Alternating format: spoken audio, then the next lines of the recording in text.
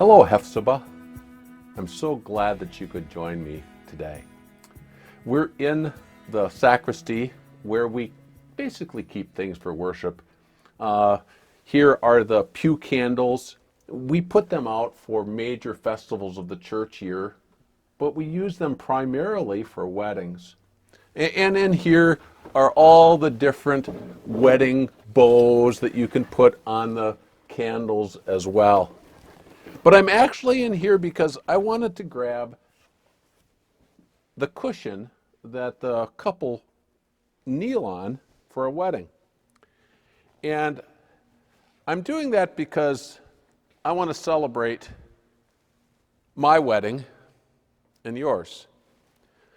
We're walking in a darkened church, symbolic of the time when God's people were in a dark place. Remember Isaiah, the second half, chapters 40 through 66. Isaiah is writing to God's church that has experienced exile in Babylon. It is a dark time for God's church. So the darkened church symbolizes the Babylonian captivity, but I'll be honest, there are lots of times when I feel like I am in a really dark place. And in our Old Testament lesson for today, Isaiah chapters 60 to 62, the prophet reminds us that you and I are married, that we are the bride of Christ. The church is the bride of Christ.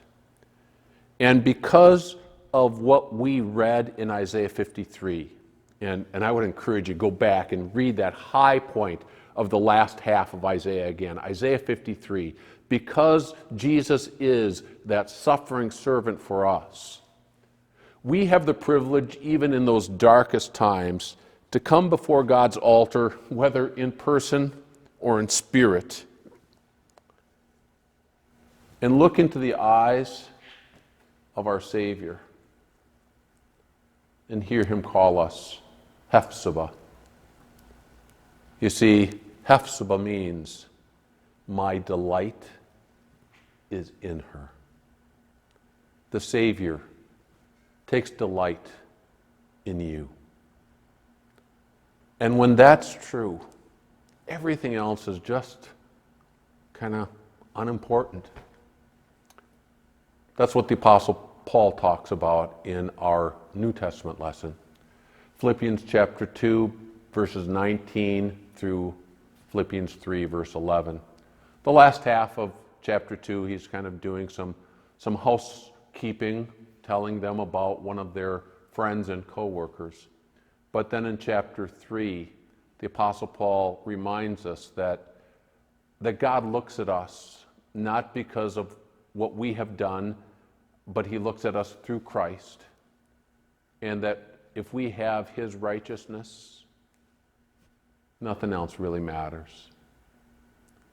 So, as you read, remember that you are Hephzibah. The Lord is saying to you, my delight is in you.